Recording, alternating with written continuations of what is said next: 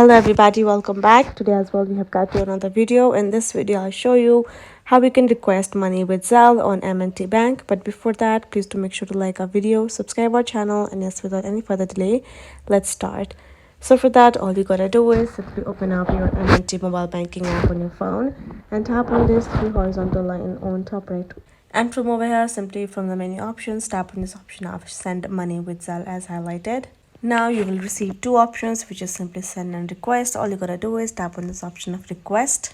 Now you simply have to choose a person from whom you're requesting. If you don't find it from suggested, go ahead, tap on this name, phone and email, enter their ID and get the information from there. Otherwise, tap on the person.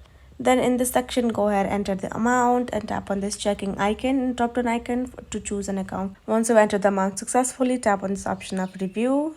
And now simply review the request right over there and tap on this option of request in the bottom. And there you go. Lastly, you will tap on this option of finish and you have simply requested particular amount to that person. They will get the notification regarding that and you're good to go.